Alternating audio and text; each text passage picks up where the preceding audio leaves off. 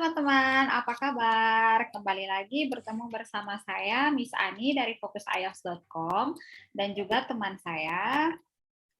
Dan saya Miss Eni dari fokusios.com. Ya, kita ketemu lagi ya di sesi Iya, yang jadi kedua. Ketemu dengan mungkin di kami ya, video-video Miss. sebelumnya kita sudah bahas kayak kehidupan di Australia, um, uh, tips dan trik menulis essay beasiswa LPDP, seleksi wawancara beasiswa LPDP, dan hari ini kita mau membahas tentang beberapa hal. Yang pertama, kita mau mulai dari mengapa melanjutkan pendidikan S2 di Australia. Miss Eni, bagaimana, mengapa, apa alasan Miss Eni melanjutkan pendidikan ke Australia? Oke, sebelumnya saya ingin bilang ya, saya orangnya realistis. Jadi pada saat itu, tujuan universitas saya adalah Universitas Auckland. Itu yang saya masukkan waktu mendaftar di LPDP, Master of TESOL di University of Auckland di New Zealand. Oke, kemudian pada saat apply, saya mengapply di dua University of Auckland dan Monash University dengan jurusan yang sama. Karena saya lihat kualifikasinya tidak terlalu jauh beda ya. Terus rankingnya juga nggak terlalu jauh berbeda. Jadi saya yakin kualitasnya sama. Apalagi Monash itu untuk edukasinya rankingnya itu di QS World itu termasuk tinggi. Jadi itu jadi pilihan kedua saya. Alasan saya mau ke New Zealand adalah karena saya dari dulu memang jatuh cinta dengan negara tersebut sejak menonton film Lord of the Rings. Oh iya, itu karena syutingnya di New Zealand ya Mbak? Iya, New Zealand. Jadi saya benar-benar pengen ke sana. Ya, kemudian ternyata TESOL-nya bagus. Ya udah saya apply ke ini sana melalui konsultan pendidikan yang waktu itu jadi tempat saya bekerja juga karena saya dulu nggak jadi dua tempat ya, di sekolah dan di tempat khusus. Saya mendaftar di dua University of Auckland dan Monash, jurusan yang sama. Nah, kemudian dari University of Auckland itu saya sudah dapat LOA conditional, dan dari Monash itu saya lebih duluan mendapatkan LOA conditional. Oke. Jadi unconditional, yang unconditional. Oke, artinya saya sudah admitted kan. Nah, setelah saya pertimbangkan baik-baik, ya saya merasa karena kualitasnya nggak terlalu jauh berbeda, kemudian hasilnya juga nggak terlalu jauh berbeda, oke. Dan setelah saya membandingkan mata kuliahnya juga nggak jauh berbeda, ini saya memutuskan untuk mengambil yang di Monash karena artinya saya sudah diterima di situ. Ya kalau misalnya saya lanjutkan di University of Auckland itu artinya saya akan ribet lagi. Sementara pada saat itu saya daftar LPDP itu mepet banget. Jadi saya harus ngejar administrasi, ngejar IELTS, ngejar semuanya. Ya supaya beban pikiran saya berkurang, ya udah saya ngambil aja di Monash. Ya. Tapi tentu saja dulu saya memilih Monash itu setelah searching beberapa hari uni yang kampus yang bagus. Saya searching sendiri, saya konsul ke teman yang juga berproses sebagai education consultant. Saya konsultasi tentang University of Auckland, Monash. Ya, artinya saya merasa saya kuliah di salah satu uni ini nggak terlalu jauh berbeda sih buat saya. Jadi mana yang bisa diterima duluan itu yang saya ambil. Kalau misalnya gimana? Kalau saya alasan yang pertama saya memilih Australia itu karena Australia letaknya dekat dari Nusa Tenggara Timur. Jadi kayak dari waktu kecil itu kayak benar-benar dari cerita masyarakat setempat, ada satu pantai yang ada di tempat saya. Itu biasanya kalau kita ke situ, kayak masyarakat setempat tuh kayak, tahu nggak sih pantai ini ujungnya di Australia. Jadi kayak dari kecil itu udah kayak dengar, oh iya Australia itu dekat dari sini, dekat dari kampung halaman. Jadi kayak pengen kuliah ke Australia karena yang pertama letak geografisnya dekat. Yang kedua itu saya kan dari kecil di sekolah misi yang kayak misionarisnya itu kalau dari luar negeri kebanyakannya itu dari Australia. Jadi kayak kayaknya saya juga mau sekolah di Australia. Dan emang kayak banyak banget orang dari Nusa Tenggara Timur itu mereka SMA atau bahkan ada yang dari SMP itu mereka sekolahnya di Australia karena kayak lebih dekat gitu jaraknya.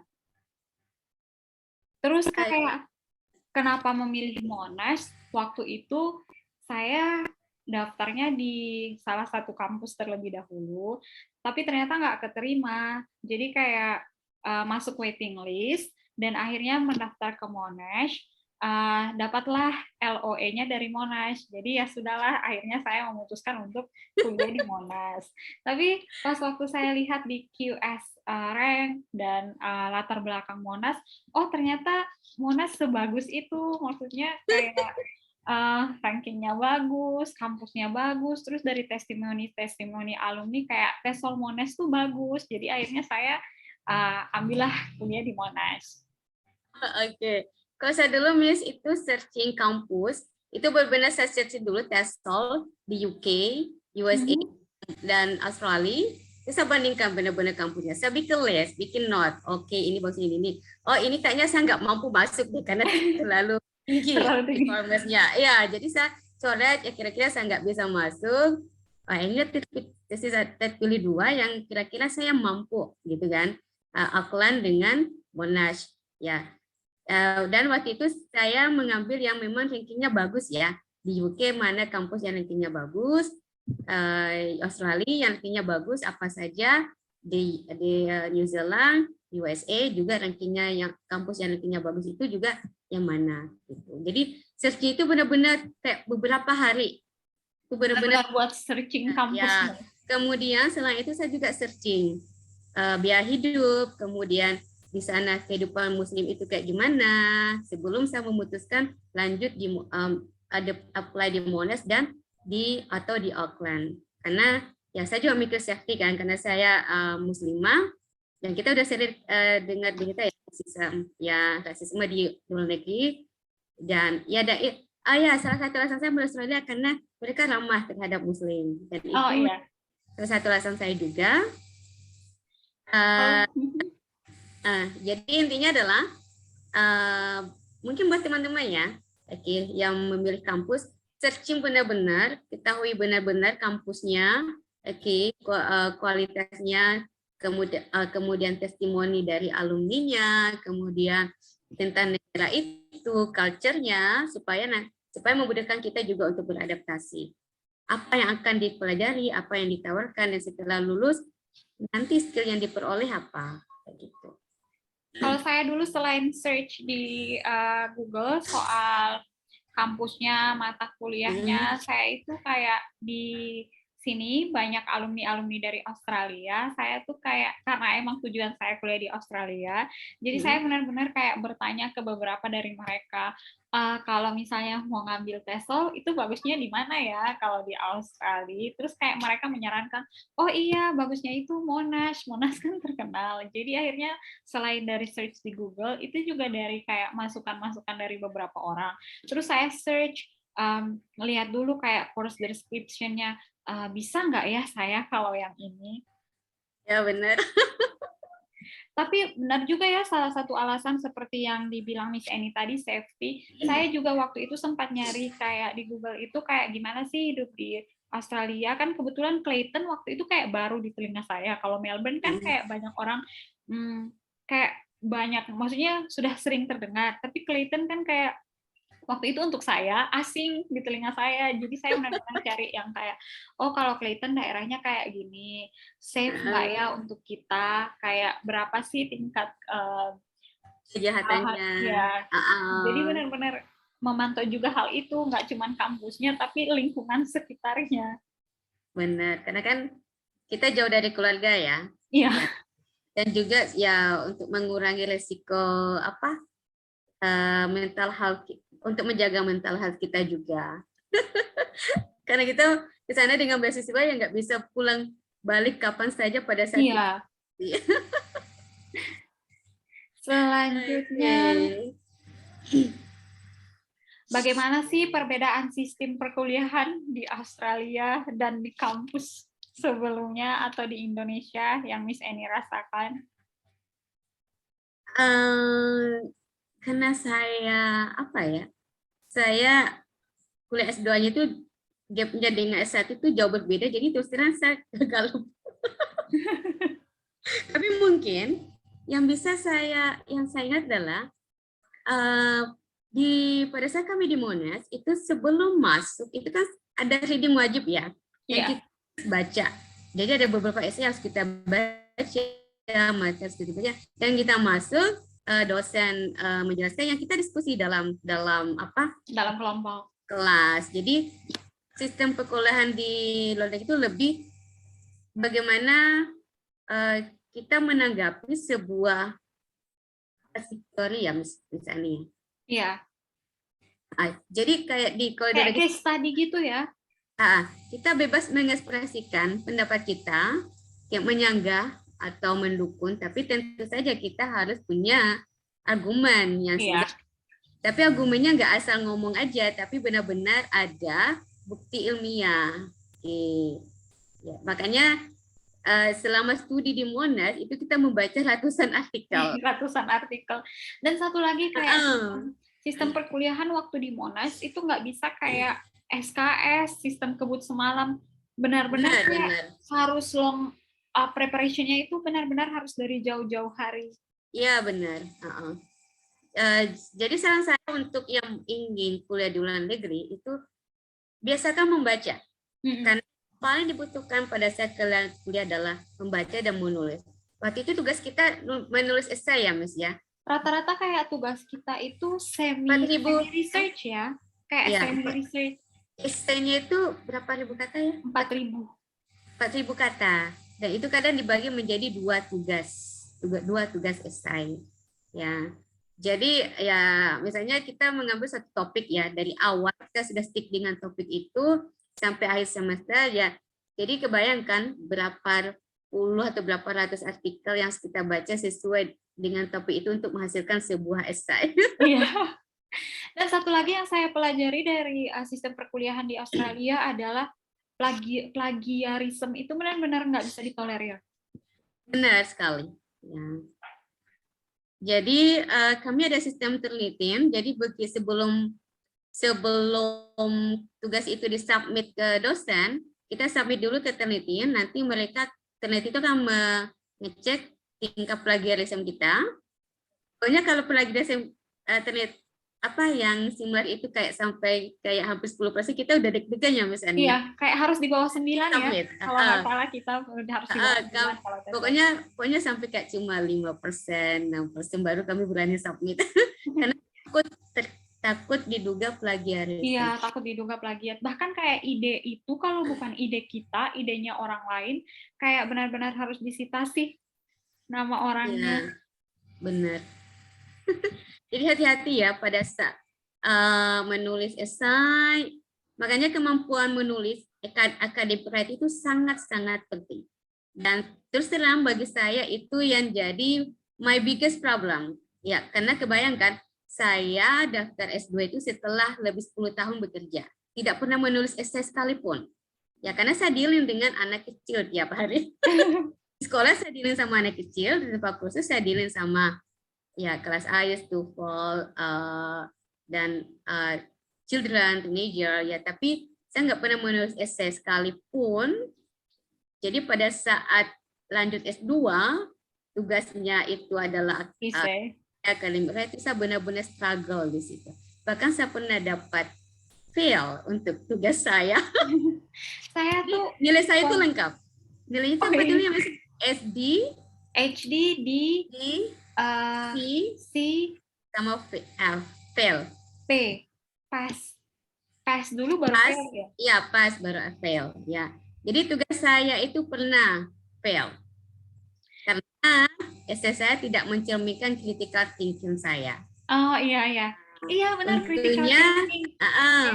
tentunya tugas yang lain itu setelah saya dapat feedback dari dosen itu membaik dan hasil nilai akhir saya bisa jadi C. Itu saya sudah sangat bersyukur.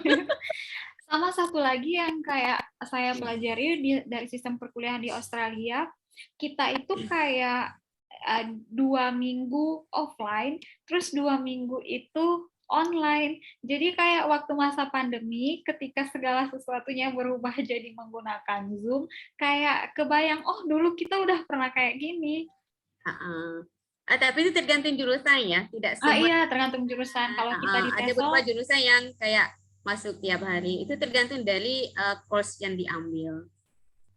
Kebetulan kita kan satu unit itu ada yang iya. besar ya. Oke. Kreditnya lumayan besar untuk satu course. Selanjutnya pengalaman yang paling menarik waktu di Australia. Banyak ya. Banyak ya pengalaman menariknya. Ya, mengalami 4 musim pertama kalinya, pertama kali melihat taman tulip pertama kali. Everything is the first time. Saya juga waktu di Australia itu kayak waktu di Indonesia merasa kayak ukuran tubuh saya normal. Kayak normal-normal aja. Tapi waktu di Australia tuh saya pernah waktu nyebrang jalan itu sama anak SD kalau nggak salah, dia tuh sampai mikir kayak saya tuh kayak kan kita nyebrang bertiga, saya, dia sama mamanya masih kecil, terus dia kayak, "Mom, why don't you hold her hand?" Jadi mamanya tuh jadi sekalian menggandeng anaknya yang kecil, terus saya di pinggir kayak nyebrang jalan bertiga gitu. Jadi saya tuh kayak, ya ampun waktu di Indonesia benar-benar kayak ngerasa ukuran tubuh saya tuh normal-normal aja. Tapi waktu di Aussie ternyata saya termasuk yang mungil, yang kecil-kecil gitu. Ya, pengalaman yang juga unik buat saya adalah, jadi waktu itu saya salah satu teman serumah kami ya, ya namanya Miss Surya.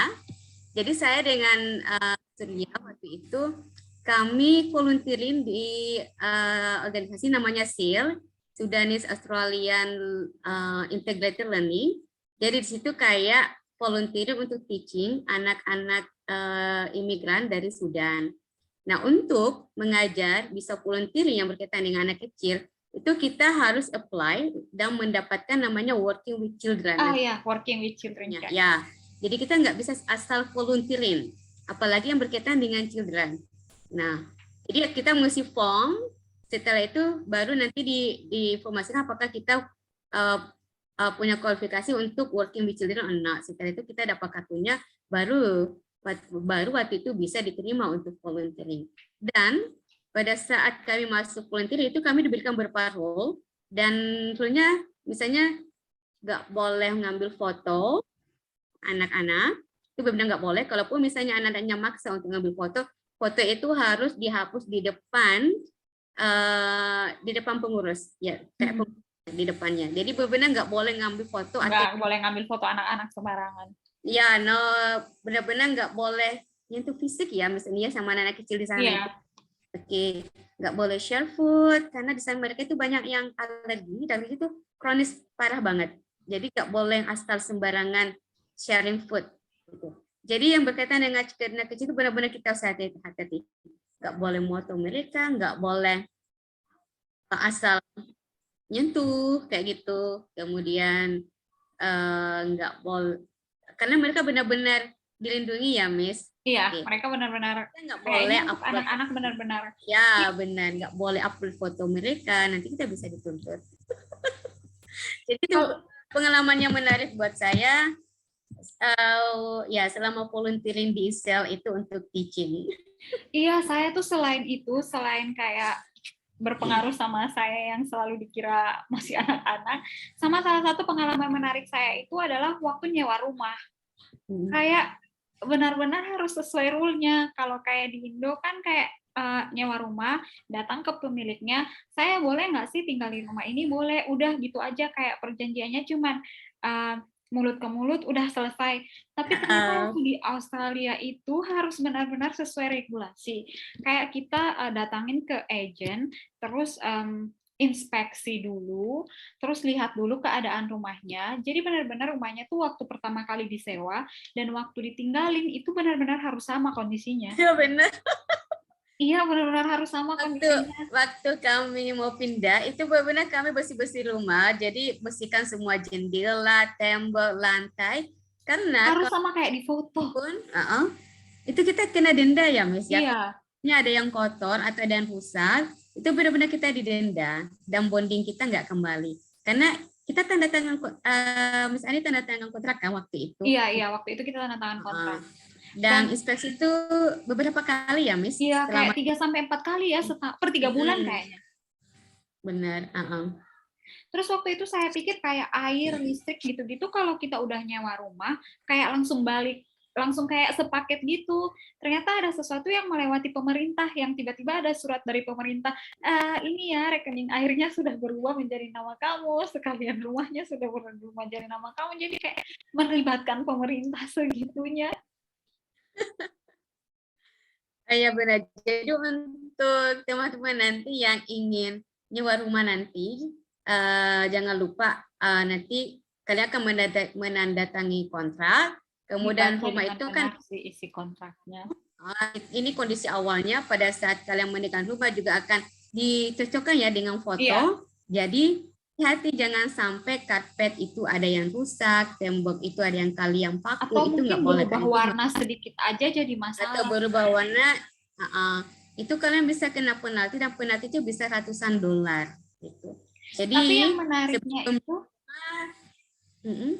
yang menariknya itu mereka yang menariknya itu mereka nggak kayak seenaknya datang inspeksi, tapi kita dikirimin email dulu, kamu bisa nggak tanggal 30 inspeksi ada di rumah, kayak gitu. Jadi kayak benar-benar kita dikasih waktu buat bersih-bersih, beres-beres. Jadi nggak seenaknya datang aja, pasti ada perjanjian dulu buat inspeksi. Benar. Dan salah satu juga yang sangat berbeda dengan budaya kita ya, Bob, apa regulasi membuang sampah. Oh iya.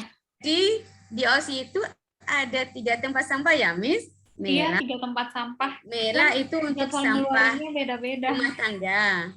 Ya kan? Itu seminggu sekali dikeluarkan. Kemudian kuning itu yang untuk recycle. Itu 2 kali. 2 minggu sekali. 2 minggu sekali. Dan kita tuh sudah ditentukan harinya, hari sekian boleh mengeluarkan sampah. Dan kita biasanya keluarnya malam, jadi paginya diambil. Kemudian hijau itu untuk yang kayak tanaman, rumput, gitu. Nah, jadi kemudian untuk sampah minyak ya, Miss ya? Iya. Nggak boleh dibuang ke saluran pembuangan. Jadi kita masukin di kantong plastik, terus buang di tempat sampah untuk yang merah ya, Miss ya? Yang untuk rumah tangga itu. Yang tidak bisa didaur ulang.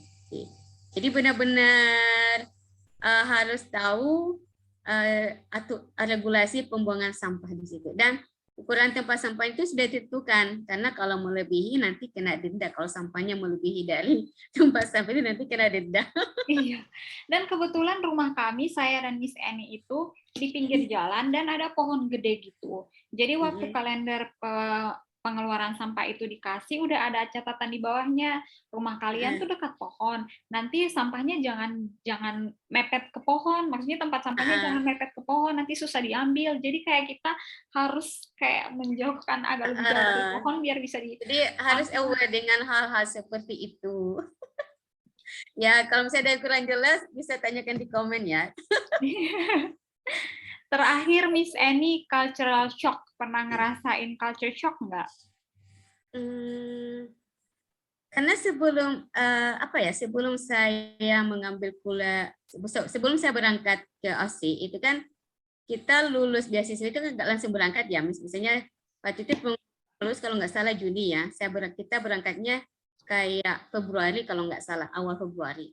Jadi waktu jeda waktu itu saya pakai untuk sudah mencari tahu di Melbourne itu kayak gimana sih, culture-nya di sana seperti apa, kemudian makanannya, ya, I mean we can find everything in Google, right? Sekarang kan. Jadi sebelum ke sana itu anticipate, cuacanya itu nanti kayak gini, makanannya itu nanti kayak gini. Jadi saya pribadi sih tidak terlalu mengalami culture shock ya, bahkan saya senang dengan di sana, benar. Kita malah kayak senang ya pas hujan es, wow, hujan es. Ya, just budaya jalan kaki, ya kebetulan saya juga suka jalan kaki dan selama di situ tersalurkan. Oh iya. Miss Ani tahu ya, saya bisa dari rumah ke market atau supermarket itu bisa kayak 2-3 kali dalam seminggu. Iya, benar-benar dalam seminggu itu kalau ada yang mau ke supermarket, ada yang mau ke market, nanti Miss Emi ikut. Terus kalau 2-3 hari lagi ada yang mau pergi, Miss Emi ikut lagi. Kadang ke sana, ini kurang, udah saya ke pasar. Udah pergi. Saya ke sananya jalan kaki.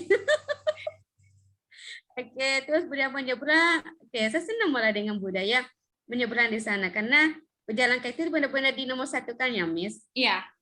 Jadi kita tuh mau nyebrang, mobil itu sudah berhenti dari jauh-jauh. Terus apalah ya, makanan sih nggak terlalu karena di Melbourne Makanan mungkin kayak porsinya aja lebih besar. Maksudnya untuk saya ya, kayak porsi di Australia itu benar-benar besar, yang kayak bisa dimakan ya, jadi 2 kali. ya makanan halal juga nggak terlalu susah dicari. Kemudian transportasinya enak.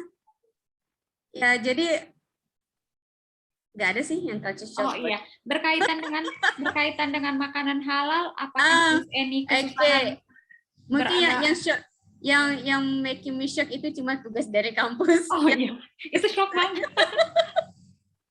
Itu lebih kayak tadi shock dengan ya. ini Miss, karena dosen kita kan ada beberapa yang native kan, Iya. dan ternyata ya ampun, ternyata Australia itu orang Australia itu semuanya kayak gini cepet. Iya, pertama kali itu kayak agak mungkin karena kita kebiasaan kayak nonton film gitu, American Ya accent. benar-benar. Jadi pas ketemu yang benar-benar pure Australian accent, jadi kayak sempat mikir kayak Ya setiap kita selesai kelas itu kita sudah. Jadi dosennya ngomong apa sih tadi? Gak tahu juga. Miss Eni berbicara tentang makanan halal, apakah Miss Eni menemukan kesulitan untuk menjalankan ibadah di Australia? Nggak ada sih, karena kebetulan kami tinggal di Clayton, oke, dan di Clayton Shopping Center ya, Miss, namanya ya. Iya. Nah, misalnya itu ada 2 toko halal bacer ya. Iya. Ya, jadi di halal bacer kita sudah ada daging yang halal, terus ayam yang halal, semuanya lengkap. Oke, mau hati ayam, mau sayapnya aja, itu semuanya lengkap. Jadi nggak masalah, ikan juga ada. Kemudian kalau mau snack, kita biasanya ada aplikasi namanya Halal Check. Itu biasanya saya pakai itu untuk mengecek ingredientsnya. Tapi kalau sudah ada tulisan vegan, itu saya nggak ngecek lagi karena itu sudah pastikan dari tumbuhan semua. Oke. Jadi yang saya hindari itu cuma membeli kayak daging atau es krim. Es krim biasanya mengandung gelatin ya, Iya. gelatin biasanya dari babi, atau membeli daging di supermarket. Biasanya untuk daging-daging itu kita beli di toko halal. Terus kan ada toko Hongkong ya, Miss ya? Iya, ada. Bumbu Indonesianya, ada tempe juga. Jadi mencari bumbu-bumbu halal itu juga harus karena dari Indo. Jadi untuk Miss Eni nggak kesulitan ya mempraktekkan ibadahnya di Australia. Ya, enggak. Ya mungkin yang beda cuma tidak ada suara azan. Oh iya. Oke, puasa pun enak karena di sana puasa itu pas winter, jadi cepat. Dan karena pas winter ya, jadi kita nggak terlalu merasa lapar. Jadi bawanya tidur aja. Jadi untuk teman-teman, mungkin teman-teman Muslim yang mau kuliah ke Australia dan memikirkan ada yang perlu dikhawatirkan ya untuk mempraktekkan ajaran agamanya, nggak sulit. Nggak sulit kok. Oke. Terus juga, ya untuk teman-teman Muslim, misalnya di Australia itu kan toiletnya nggak ada ini ya, semprotan kayak di kita di Indo ya. Sementara Iya. Biasanya kalau habis buang air kan pakai air ya. Nah, saya dan teman-teman kita bawa botol ya, Miss ya. Iya. Ya, jadi kita bawa botol air minum yang kecil. Sebelum kita masuk kita isi air. Gitu. Jadi kemana-mana bawa botol untuk keperluan kita ke toilet. Terus kalau misalnya pas ambil wudhu ya kita ambil wudhunya di toilet, atau ya pada saat kita di taman kita bawa air di dalam botol. Ya, sebenarnya nggak masalah sih untuk ibadah, makanan hal itu nggak masalah, dan mereka sangat ramah terhadap Muslim. Ya, kadang ini ya, Miss, kadang bisa kita beli sesuatu, oh it's not halal for you. Gitu. Oh iya, kadang-kadang tuh kayak kalau saya nemenin Miss Eni belanja gitu, yang mau saya beli ternyata nggak halal untuk Miss Annie, nanti dikasih tahu sama penjaga tokonya, ini kayaknya nggak halal, nggak cocok buat ini. Ya, mereka banyak yang aware dengan halal dan haram food gitu. So don't problem. Don't be afraid. Yeah, Australia is a very safe place for Muslim. Oke. Kalau misalnya sendiri gimana, Miss? Ya, saya mungkin karena saya pribadi beragama Katolik dan Australia kan mostly kayak mereka beragama Anglikan, tapi kan ada ya gereja-gereja Katolik. Jadi saya bisa tetap ke gereja walaupun mungkin agak berbeda jumlah orangnya, kayak kalau di Nusa Tenggara Timur yang mayoritasnya Katolik, kayak kalau saya ke gereja full semuanya. Kalau waktu ke Aussie mungkin lebih kayak jumlah orangnya lebih dikit, atau misalnya mereka memakai bahasa Italia, kayak gitu-gitu aja sih. Tapi saya masih bisa ikut kegiatan di gereja, masih bisa. Ya. Jadi ingat ya, Miss, kalau misalnya saya dengan Miss Annie itu mau jalan pagi hari Minggu, jadi kami antar dulu Miss Annie ke gereja, terus kami jalan-jalan nungguin. Setelah Miss Annie-nya selesai selesai kebaktian, baru kami pergi jalan. Oh iya, kayak terutama kalau saya gerejanya di CBD, itu nanti ada teman saya Miss Annie sama Miss Surya itu ikut, nanti mereka jalan-jalan dulu, terus saya keluar terus dari jemput gereja, lagi di gereja. Seru ya, Miss? Oke. Atau misalnya pada saat kita puasa itu misalnya ngatimnya, Mbak, ayo sahur. Mbak udah mau. Saya ikut juga sahur.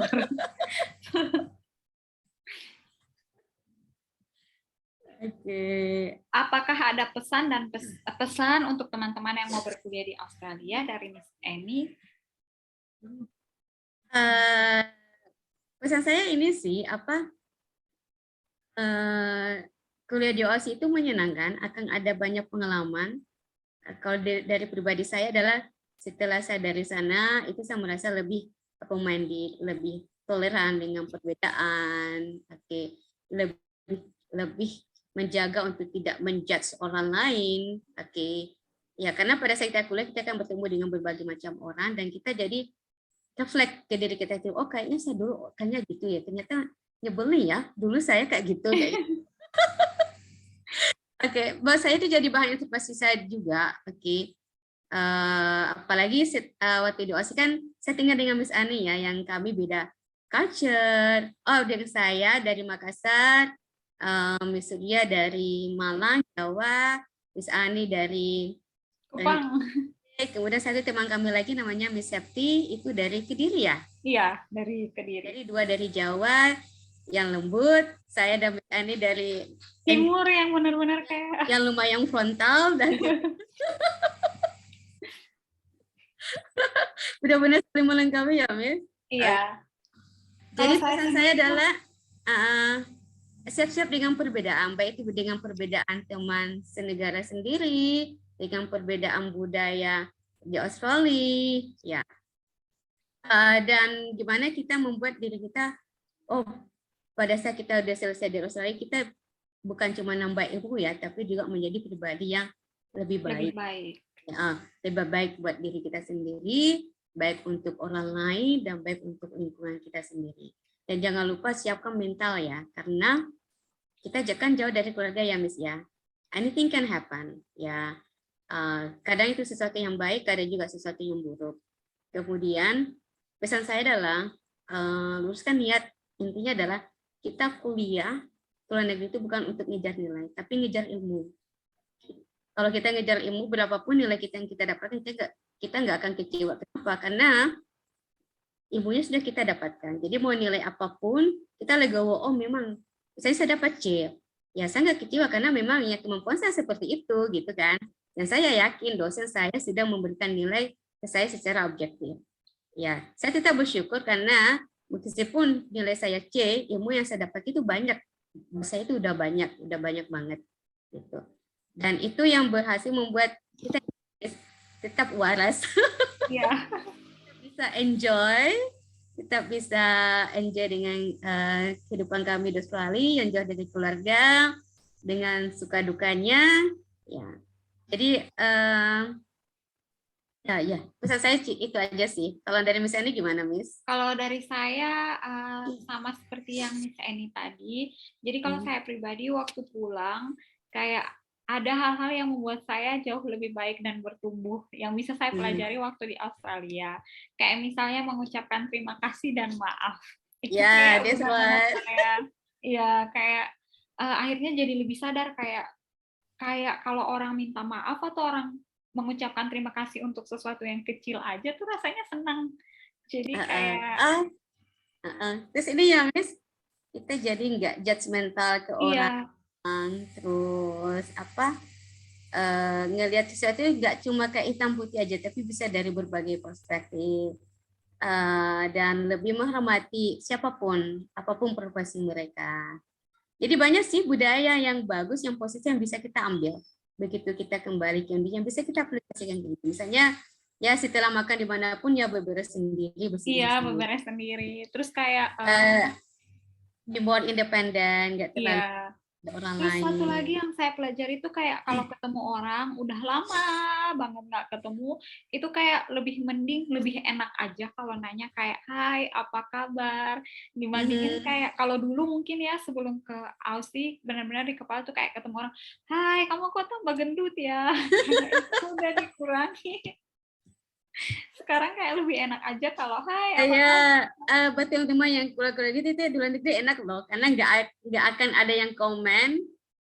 Kok kamu jerawatan? Kok kamu tambah hitam? Kok kamu kurusan? Gendut itu nggak ada ya, Miss ya? Iya iya, jadi malah kayak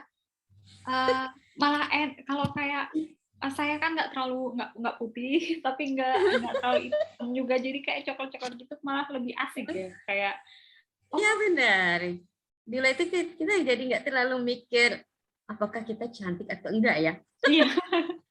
Kita lebih fokus ke personality kita kayak gitu. So it's fun. Yeah, study overseas is fun and it can make you a better person. Oke teman-teman, jadi sekian dari saya dan Miss Eni. Kesimpulan terakhir dari kita, study overseas is fun and also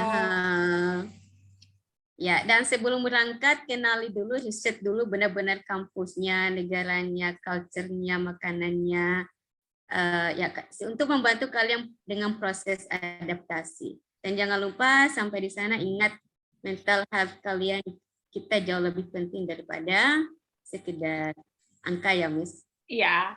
Oke teman-teman. Prinsip saya adalah my happiness is not defined by grade.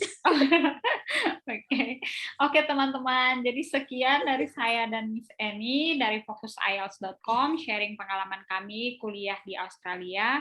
Semoga membantu dan juga menjadi bahan pembelajaran dari teman-teman yang sedang mempertimbangkan apakah akan kuliah di Australia atau enggak. Terima kasih, sampai ketemu di video-video kami selanjutnya. Bye, see you.